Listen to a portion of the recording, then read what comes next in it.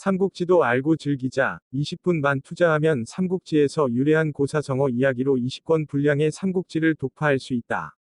중국 위나라가 탄생한 220년부터 오나가 망한 280년까지가 중국의 위촉 5 삼국시대입니다.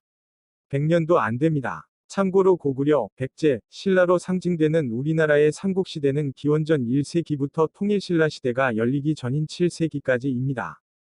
중국의 삼국시대는 사실 삼국지연이라는 소설 때문에 더 잘 알려져 있습니다. 여기서는 유비, 관우, 장비가 도원결의를 맺고 유비의 아들 유선이 즐거움에 빠져 촉을 잊어버린다는 납불사초까지 삼국지 고사성어 이야기를 통해 삼국지 전체를 이해할 수 있게 꾸며봤습니다. 전체 영상 길이가 20분도 안 되니 한번 끝까지 들어보세요. 고사성어, 한자 공부도 하면서 엄청난 분량의 삼국지도 이해할 수 있습니다. 화면 오른쪽의 고사성어 순서에 따라 보시면 더욱 재미있습니다. 그럼 이제 도원결의부터 시작합니다. 계륵, 닭게, 갈빗대륵, 닭갈비. 닭의 갈비는 뜯어먹을 살이 없으나 버리기에는 아깝다는 뜻. 삼국시대가 나타나기 1년 전, 즉 후한 헌제에 건한 24년의 일이다. 익주를 차지한 유비는 한중을 평정시킨 다음, 의의 조조를 맞아 역사적인 한중 쟁탈전을 벌이고 있었다. 싸움은 수개월에 이르렀다. 유비의 병참은 후방 근거지를 제갈량이 확보하고 있는데 반해, 조조는 병참이 혼란에 빠져 도망병이 속출하고, 전진도 수비도 불가능한 상태였다. 그러던 어느 날 저녁 조조에게 닭요리가 바쳐졌다. 먹자 하니 먹을 것이 없고 버리자 하니 아깝고, 닭의 갈비가 꼭 오늘의 시기 처지와 같다고 생각되었다. 이때 그의 장수 하후돈이 야간 군호를 하달해 달라고 하기에, 조조는 무심코 계륵이란 명령을 내렸다. 부하들은 무슨 소린지 몰라 어리둥절해할 뿐이었다. 그런데 참모인 양수는 조조의 이 명령을 듣자 혼자서 부지런히 장안으로 귀환할 준비를 하기 시작했다.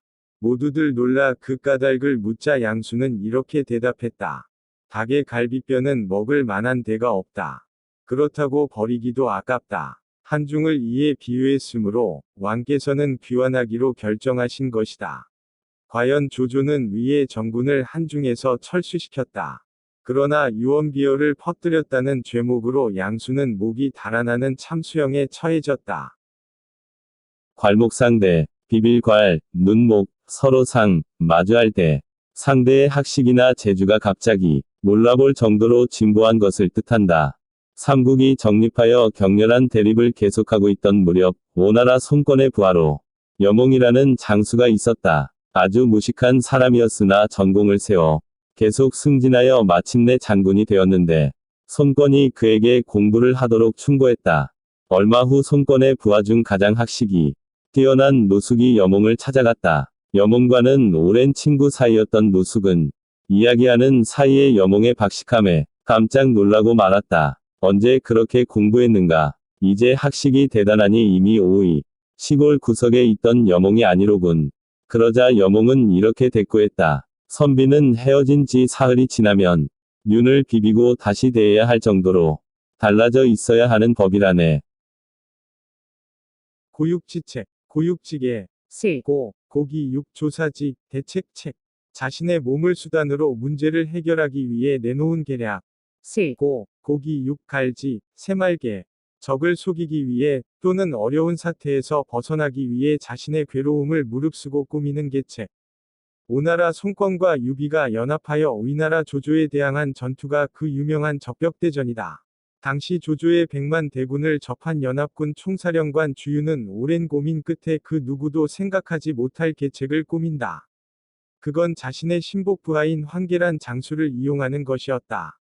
어느 날 황계는 위나라 군사를 이길 수 없으니 항복하는 편이 낫지 않느냐는 항소를 주유에게 올린다.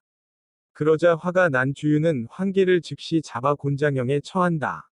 100대의 곤장을 맞은 황계는 몸이 만신창이가 되어 옥에 갇히는 몸이 되는데, 이때 주유의 진중에서 암약하고 있던 조조의 첩자들이 이 소식을 조조에게 전한다.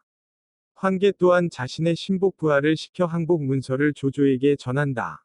연이어 두 문서를 접한 조조는 이 또한 관계가 아닐까 의심했지만 자신의 첩자도 같은 내용을 전해 오자 믿게 된다. 결국 조조는 황계의 항복을 받아들이기로 했고, 황계가 탄 배는 기름을 가득 싣고 조조 군사 진영으로 접어든다. 그리고 사방에 조조 군사의 배가 밀집한 것을 확인한 황계는 기름에 불을 붙인다. 이렇게 해서 조조가 이끄는 해군은 지리멸렬하게 되고 그 틈을 이용해 공격에 나선 연합군은 대승을 거두게 된다. 7종 7금, 7칠, 세로종, 7칠, 사로잡을 금. 7번 잡았다가 7번 풀어준다는 뜻으로 상대를 마음대로 다룸을 비유하거나 인내를 가지고 상대가 숙여 들어오기를 기다린다는 말. 촉한의 황제 유비가 세상을 떠나고 각지에서 반란이 일어나자 위나라를 공략하려던 제갈량은 먼저 내란부터 수습해야 했다. 유선이 아직 어리고 철이 없어 군대를 동원하는 것이 무리라고 생각한 제갈량은 적진의 유언비어를 퍼뜨려 이간책을 썼다. 과연 반란군은 같은 편 안에서 싸움을 일으켜 서로 살육을 일삼았다. 마지막으로 맹획이 반기를 들자 제갈량은 그를 생포했다.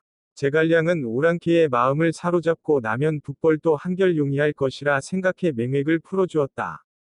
맹획은 전열을 재정비하여 또다시 반란을 일으켰다. 제갈량은 자신의 지략을 이용하여 맹획을 다시 사로잡았지만 또 풀어주었다. 이렇게 하기를 7번, 마침내 맹획은 제갈량에게 마음속으로 복종하여 부하되기를 자청했다. 출사표, 날출, 스승사, 법표. 출병할 때에 그 뜻을 적어서 임금께 올리던 글로 촉한의 승상 제갈량이 출병하면서 후왕에게 적어 올린 글이 유명하다. 출사표는 원래 신하가 적을 정벌하러 떠나기 전에 황제나 왕에게 올리던 표문이다. 이 중에서도 중국 삼국시대 촉한의 승상 제갈량의 것이 가장 유명하다. 제갈량의 출사표로는 전출사표와 후출사표 두 가지로 나뉘어 있는데 이 글을 읽고 울지 않았다는 이가 없다 할 정도로 빼어난 문장과 나라에 대한 애국심, 그리고 그 당시에 죽은 선제 유비에 대한 충성심이 담겨 있는 글로 오늘날까지 크게 칭송받고 있다. 읍참마속, 울읍 벨참, 말 막 뛰어날 속. 제갈량이 눈물을 흘리며 마속의 목을 벤다는 말로 사사로운 정보다는 공정하게 법을 집행함을 비유한다. 삼국시대 때 제갈량은 위나라를 공격하기 위해 대군을 이끌고 성도를 출발, 한중을 점령하고 기산으로 진격하여 위나라 군사를 크게 무찔렀다. 그러자 조조는 사마위를 급히 파견하였고, 사마해가 이끄는 20만 대군은 기산 기슭의 부채꼴 모양으로 진영을 구축하고 제갈량의 군대와 대치하였다. 제갈량은 사마위를 무찌를 계획을 이미 세워놓고 있었지만 군량 수송로인 가정을 수비하는 일이 문제였다. 그때 마속이 그 중책을 막고 싶다고 자원했다. 마속은 제갈량과 절친한 마량의 동생으로 아주 아끼는 장수이기도 했다. 그러나 제갈량은 망설이지 않을 수 없었다. 마속은 어린데다가 싸워야 할 상대인 사마위는 지략이 뛰어난 장수였기 때문이었다. 마속은 제갈량에게 간청하며 말했다. 저는 여러 해 동안 군사 전략을 익혀왔습니다. 어찌 가정 하나 지키지 못하겠습니까? 만일 제가 이 싸움에서 패하면 저뿐만 아니라 저의 일가까지 처형해도 원망하지 않겠습니다. 그래서 제갈량은 마속에게 이 일을 맡겼다. 제갈량은 가정으로 떠나는 마속에게 가정에는 삼면이 절벽인 산이 많으니 상기슭의 길을 사수하여 위나라 군사가 접근하지 못하도록 하라고 명령했다. 그런데 가정에 도착한 마속은 지형을 살펴본 후 적군을 유인하여 역공을 하는 것이 훨씬 좋은 방법이라고 생각하고 산정상에 진을 쳐놓고 적군을 기다렸다. 하지만 위나라 군대는 상기슭을 포위한 채 위로 올라오지 않았다.